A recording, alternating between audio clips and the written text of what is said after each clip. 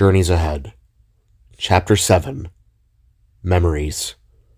Written and narrated by Tsproart.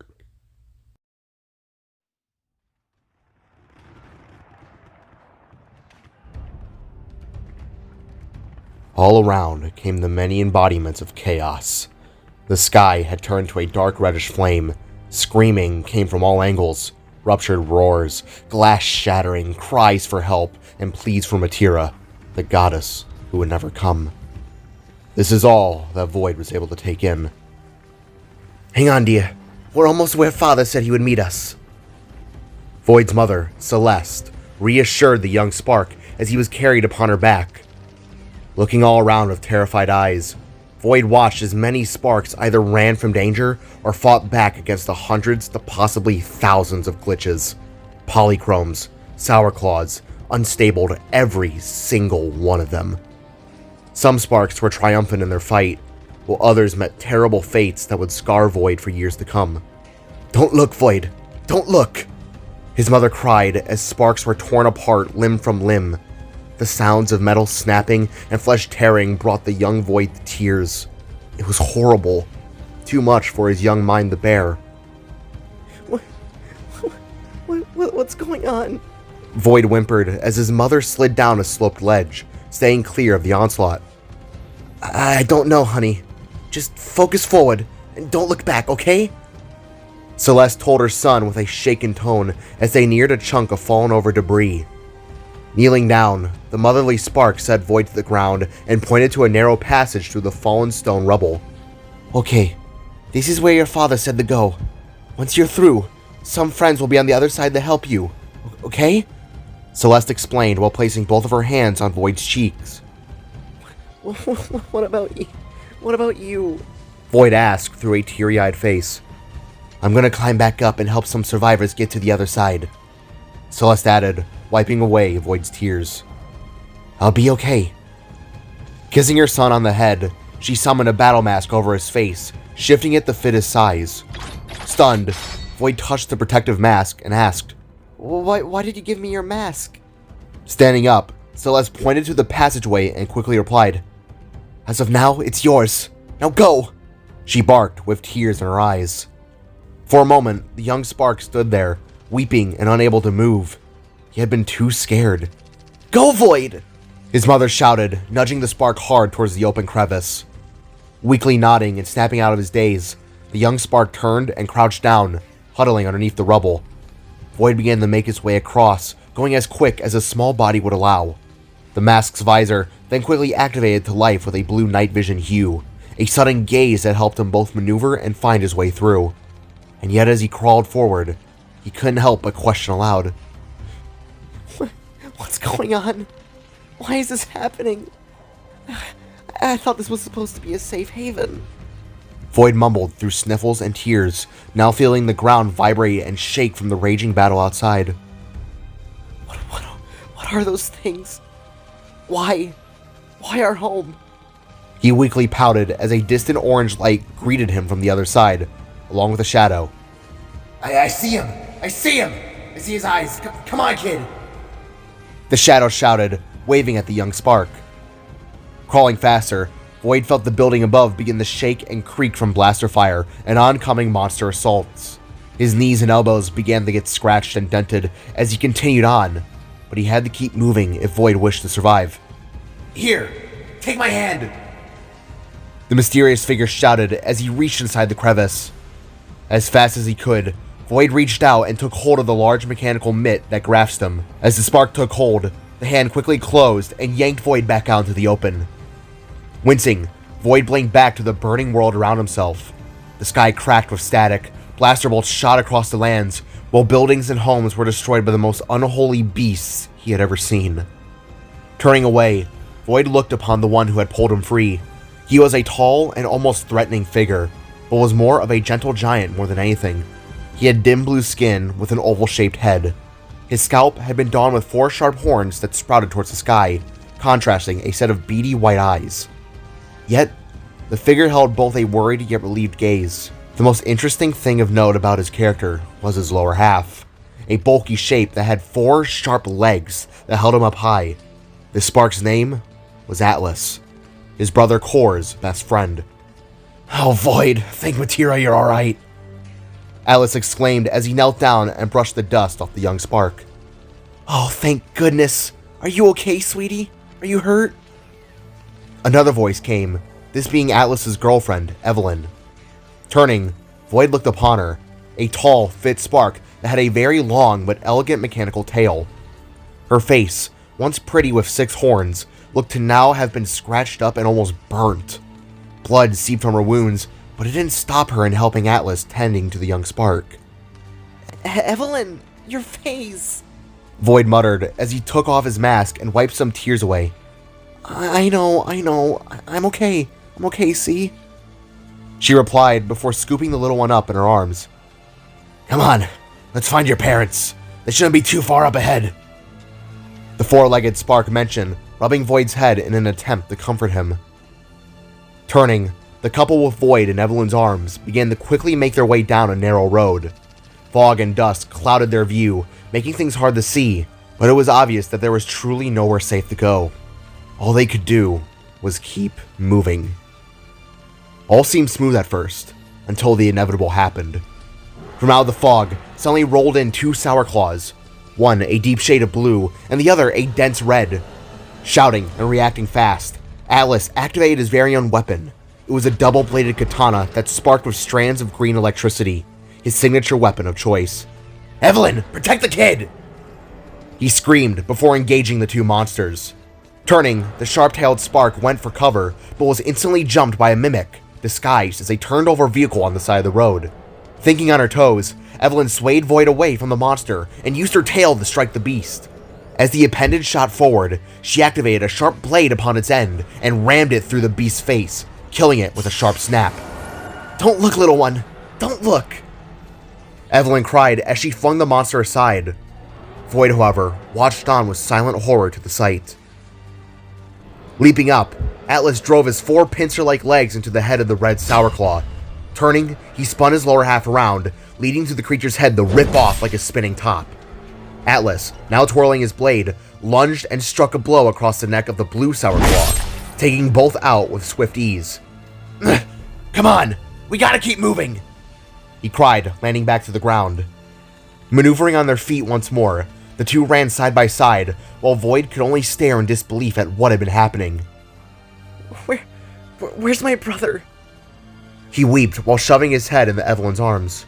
"I'm not sure, kiddo, but knowing him, I'm sure he's alright," Atlas reassured as both him and Evelyn slashed away at stable glitches that reached from the fog. "What's going on? Why is this happening?" Void asked again while shaking and shivering. "If we had an answer, we would tell you," Evelyn replied, holding the little spark close to her chest, as though he were her own kid. "By Matira, I've never seen so much chaos," Atlas murmured as the 3 of them turned down an alley, breathing heavily and coughing out dust and smoke. "We were always warned of possible danger by the elders, but never had I expected this," Evelyn added as they crossed the threshold, entering into another open cascade of dust and rubble. When from it came an unstable glitch. It had 4 long arms and a mouth full of razor-sharp teeth. Its eyes glimmered a burning hot red before advancing upon the 3 of them and releasing a roar. "Evelyn, move!" Atlas shouted, beginning to attack. Diving behind a turned-over truck, Evelyn held Void close while Atlas leapt forward and landed upon his 2 front hands. His 4 spider-shaped mechanical legs then rose up and pointed towards the unstable beast. With a sharp turn, they all began to spin in a clockwise formation until firing out rounds of green glowing bullets. The lower half of Atlas's body had practically become a machine gun per se that sent round after round into the glitch. Wincing with fear, Void covered the sides of his head, concealing his small ear holes to try and block out the sound of heavy artillery. Evelyn then tried to help out by placing her hands over his, whilst looking at her lover with fear. "Come on, you freak! Come on!" Atlas shouted as the glitch shielded itself from his blows. With a howl, the glitch raised one of its arms back and slammed Atlas aside, sending the spark rolling and crashing with a yelp. "Atlas!" Evelyn cried, in turn getting the beast's attention. "Evelyn, run!" the 4-legged spark shouted as he tried to get back up. As Evelyn stood to do just that, Another set of sparks then leapt from the dust, to everyone's surprise and rescue. A flash of red and blue emerged and struck the unstable glitch with their set of weapons. The blue armored spark slashed away at its legs with 2 katanas, while the one in red struck it through the head with a sharp golden spear. It was Nova and Celeste. They had made it.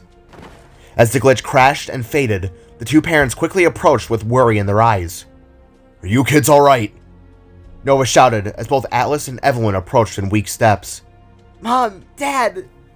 Void cried as he leapt from Evelyn's arms and ran straight into Nova's. The family quickly and tightly embraced each other, nearly all in tears from their reunion. "Thank Matira you're okay. All of you," Nova stated as he looked to Void and then to the family friends. "Mr. Galaxon, glad to see you in one piece," Atlas said with relief as Celeste went over, hugging both him and Evelyn. "As to you, have you seen our other son? We can't reach him," Nova questioned as Void quickly got up upon his back. "No, but we have an idea on where he might be," Evelyn added as a loud crack exploded from the sky, dropping in several glitches into the world from afar. "Burn it down. Leave nothing left." The group all looked on in horror as more of the monsters came crashing in. It had felt as though the day of reckoning had finally come, for all of them. Sliding in from the fog and dust came another spark. He was tall and lanky with curly-looking horns. His colors were that of green and yellow, but he was a kind soul, a messenger named Jerry. "More enemies are landing," he shouted as he held on to his sharp blade. "What are we going to do?" another spark said, coming in from the left. Looking down in deep thought, Nova contemplated several outcomes before deciding on the only rational thing they could do. "We gotta get off-world," he said, looking at the survivor sparks. "There should be working Star Rift stations around, but we gotta work fast if we want to survive." Nodding, all the sparks looked at one another before deciding. "Me and Evelyn will go look for your son. When we find him, and when we do, we will be sure to find you all," Alice explained, holding on to Evelyn's hand. "I'll search for other survivors. You two and the child get to safety," Jerry added before returning to the dust-ridden fog. "As will I," the other spark mentioned before following Jerry's tracks. "Very well. You two, be safe," Nova added while looking at both Evelyn and Atlas, who he viewed as family. "We will. Now get Void to safety," Atlas finished as both him and Evelyn returned to the fog. Looking at one another and then down to their son, both Nova and Celeste nodded and began making their way towards the nearest rift station. Running with tired breaths, the family of sparks quickly ascended a steep hill, all the way up till reaching a line of rift stations upon a cliff's ledge. They all had been designed in arched shapes, having the outline form of stars as the base. However, it appeared that only one looked to be functional, for the rest seemed to be shattered. No! Nova boasted, slamming his hands on the control panel. "No." Celeste weakly joined in as she gazed upon the device over her husband's shoulder. Looking to one another, the both of them quickly realized what had to be done. Slowly looking to their son, Void stared back, instantly knowing that something was wrong. What is it? Why are you looking at me like that? Gently, Nova took Void off his back and placed him down in front of both himself and his wife. The old spark then rose his right hand forward, placing it upon Void's left shoulder, all the while staring into his soul with a heavy heart. "Son, look into our eyes," the father said as their scarves blew in the fiery wind. It was then, from behind Void, a portal activated, sensing the spark's presence. Glints of blue and green danced behind the young spark, while illuminating his parents in a hopeful light of color. "Listen, this is a one-way rift. It will take you to a reality far from here. A place where you will be safe," Celeste revealed as tears began to stream down her face in rivers. Upon hearing this, Void shook his head and embraced his mom tightly, beginning to crack and sob with uncontrollable fear and uncertainty. Holding back, Celeste gripped her son tightly, while Nova gently laid his hand upon Void's shoulder. No, Mother, Father, I can help.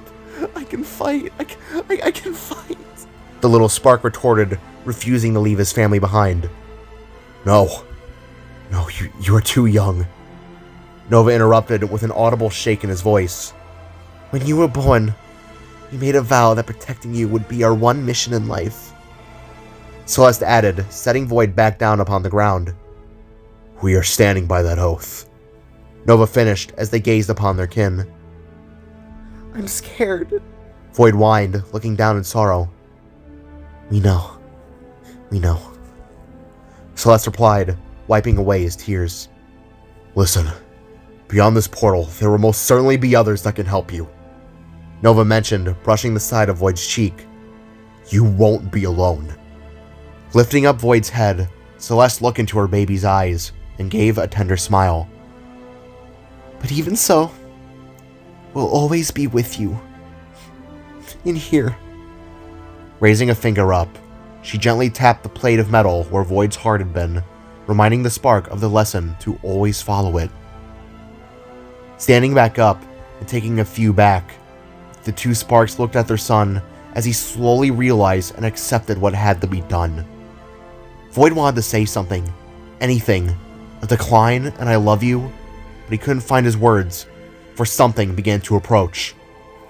Whirling around, both Nova and Celeste activated out their Nova Blades as a tall, lanky, multicolored being began to approach from the fog, until quickly advancing in rapid speed. Go, Void! Nova shouted as he turned and shoved his son through the rift. The last sight of his parents that the spark would ever see was their faces of worry and fear. Yet, even so, they looked upon him with hope, a hope for not just himself, but for the future of their race. Void then saw white, heard a soft ringing, and then woke up. Opening his eyes with a pulse of blue energy, Void practically screamed his head off and shot up from his slumber. Him, Jida, and Pavnu had all been crashed and dead asleep upon the couch, and they both had instantly awoke to the spark's panic cry. Flailing his arms and kicking his legs up, the spark rolled off the couch and crashed upon his table, breaking it upon impact. Sitting upright, clutching the covers, Jida stared wide-eyed in a half-asleep, half-awake daze as Void rolled across the floor and stood to his feet. Throwing his right arm forward, he contorted it into its blaster form and began to wave it around the room, which was now shimmering a blue hue. Blue? Jida blurted as her senses fully kicked in. Blue! What's wrong? She cried, now leaping from the couch and running to his aid. Void! Jida cried again, while reaching a hand out to his shoulder. The moment her fingers landed upon his spherical joint, the spark whirled himself around and aimed his blaster straight in Jida's face. Her form was instantly illuminated into blue from the weapon's interior. A warmth of heat had radiated from the large barrel as well, instantly making Jida freeze in her steps. With wide eyes, she stood back, arms now gently raised in a defensive position. It was then she took notice of Void's face. His veins, and most notably his eyes, were ignited to life with a burning sapphire hue. Blue sparks of energy trickled upwards from his eyes before fading, as it glinted off the sea of tears streaming down his sad yet angered face. With shocked eyes, Jida held her tongue before reapproaching the spark, this time more gently and quiet. It was clear he was in distress or locked in some kind of memory. She recognized it from her own trauma. Jida now knew she had to try and ease him down. Void, it's me, she quietly remarked, now softly pushing the spark's arm cannon aside. It's me. It's just me, she said again before illuminating her hair into an orange hue, drowning out the dour blue from the room.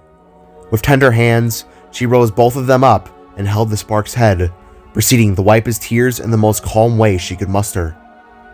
You're okay. You're okay, she continued, while having the ever so slightly look down to gaze in the Void's eyes. As tensions fell and reality began to settle in, Void blinked once, then twice, before snapping into his senses and realizing what had been happening. Freckles? He asked as the blind rage and memory faded from his mind. His burning blue flame began to dissipate as the gravity of it all came crashing in. With a gasp, the Spark retracted his blaster and instantly backed away from Jida, raising his arms to show that he wasn't going to harm her. I didn't mean to. Scrap, I'm so sorry. Void apologized as his body shook with tears dripping from his spherical head, creating an audible tapping sound upon the floor. Hey, it's okay. I know you wouldn't hurt me. I think you were having an episode. It's gonna be okay. Jida reassured, now approaching the Spark again. Looking upon her, Void could see that she was wearing her clothes from earlier. She hadn't changed and merely fell asleep in them, but her hair looked to be a mess without a tie. Nearing close, Jida reached out and held on the Void's mechanical palms, allowing for her cosmic energy to both warm and comfort him to the best of her ability. What happened? What was it? You can talk to me. Hanging his head low, Void closed his eyes shut and shook his head, recalling the horrors of what he had come to call the Purge. The echoed cries of his people struck and ate at him with an ever-present call, making the Spark wish he could just forget it all. A nightmare. An ever-present memory, he said before looking back up to Jida with tired eyes. A vision that reminds me of why I'm doing all this to begin with. Void now held Jida's hands back with a tight hold, and then maneuvered close to her. It's something that won't leave me, not until I mend and heal this wound that has both scarred me and so many others. Void continued, now looking up to Jida with soft blue glowing eyes. As the both of them held hands, they found that their faces were nearly close to touching. A mixture of blue and reddish oranges casted a purple mix of light into the room, making everything feel almost tender and more eased in a sense. Jida, you have helped me so much these past few days. Without you, we wouldn't be standing here now with a possible end in sight. As the Spark's words met her ears, the musician's heart began to beat hard against her chest as the feeling of butterflies coursed within her stomach. I can't describe just how much I've grown to care about you within that time. Void continued, holding her hands tighter than ever before. You have shown me light after years of darkness in a way no one else has. The Spark went on as the two of them were almost touching foreheads. I deeply and truly mean every word from my mouth.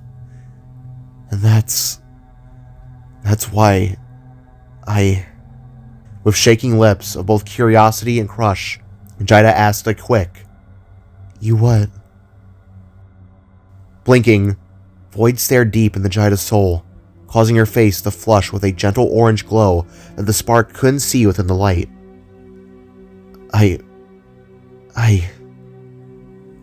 Leaning in, Jida felt the surge of courage to try and make her move. She wasn't sure if the time had been appropriate, but it seemed that Void was going to tell her something that she had been feeling for a good while. Perhaps he had felt the same way. Void, just say it. Jida stated as she gently rested her forehead upon his.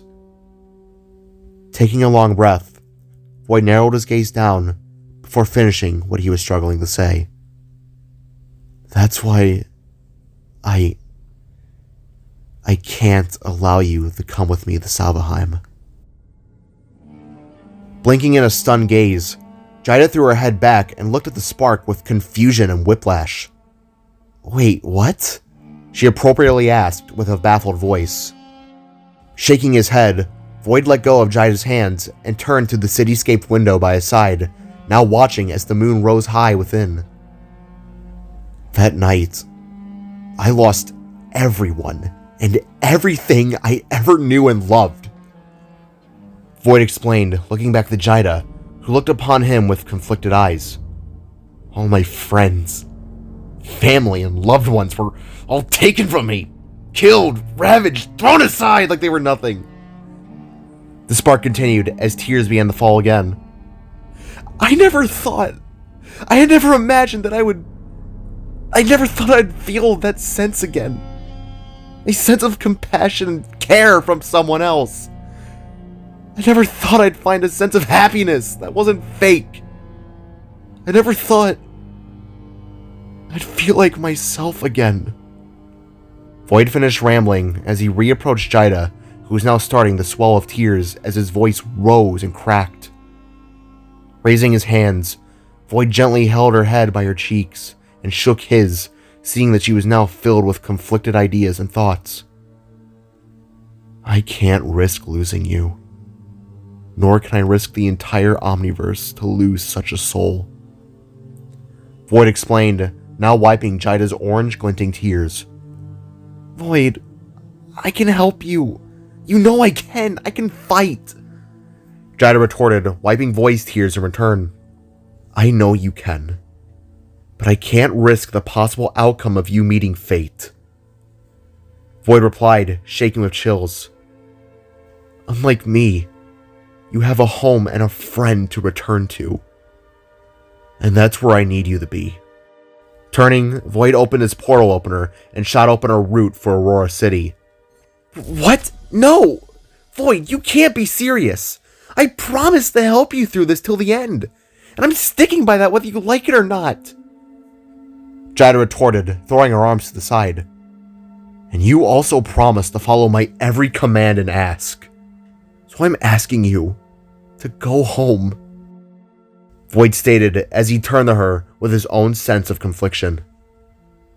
So that's it? After all we've done together, you're just gonna send me home? Just like that? Jida snapped back, crossing her arms with an almost broken look behind her eyes. I'm sorry. I know you want the help, and you have helped. But this is a fight I must take on my own. Void explained as he picked up Jida's guitar and held it out for her. This world, this Omniverse, it's a better place with you in it, Jida. It made my world better. To risk losing you would only break my soul further. Please, just go home. Slowly maneuvering forward, Jida looked down upon Void. She knew where he was coming from, but she also knew she could help. But the look in his eyes, she could see layers of trauma that went down for miles. She couldn't deny the fact that she had feelings for him, but the look Void gave showed that he wasn't going to let this one slide. Without saying a word, Jida took her guitar and hooked it upon her back. She then gazed back down and nodded to the spark, silently agreeing, although reluctant. Then without warning, Void embraced the musician in a tight hold. Her face flushed to life as Void held her close, showing that he truly did care about her. In that moment, it didn't matter how Jida felt about his decision. For at the end of the day, he was someone who had lost so much, yet held too much in. All she could do was embrace his hold with a returning grasp. For a very long moment, the two rocked in each other's arms, both knowing, or rather hoping, that this would be more of a see you later, as opposed to a goodbye. Pulling back from one another, Void gazed into Jida's snow-white eyes and mustered a weak smile. I will come back. When I do, how about you and me go to that restaurant in Yatir? The spark suggested, reminding Jida on how they were rudely interrupted from that idea beforehand. That sounds nice, she replied with a smile. You better come back. She then stated, her face dropping into a serious tone. Reaching his hand up, Void placed it upon Jida's left cheek and nodded. You have my word, Miss... Woods. My last name is Woods. Jida replied with a mustard smile. Softly grinning in return, Void nodded his head and let his arms drop at his sides. Jida Woods. That's a beautiful name. Taking a step back towards the portal, Jida smiled and blushed before asking, well, it's a name. What about you? Void Novison. The spark returned. Turning, Jida faced the portal and began to march her way inside, until looking over her shoulder one last time. Please, be careful, Void Novison.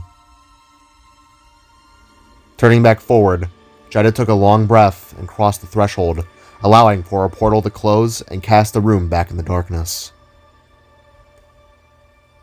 Once again, Void found himself to be alone. Although Pofnu was there, it hadn't been the same. The difference between having a friend and a pet is a stark one. It was only then Void truly realized the gravity of his quiet life. Kneeling down, he pet his little fox before turning and facing the empty room. I don't know how the source can be in Salvaheim. If only I hadn't refrained from visiting my home. Maybe I could have stopped this sooner. Void said aloud as pellets of rain began to beam down upon his window. This whole time, it had been right under my nose. How have I not thought of it sooner? Void continued, looking at his portal opener. There has to be more to it than just Salvaheim. It can't just be the dimension itself. There must be more than that, surely. Scrolling down to the bottom of his list, Void found the last world that had been saved. The homeworld he had feared to go back to for so many long years. Either way, it doesn't matter how I feel.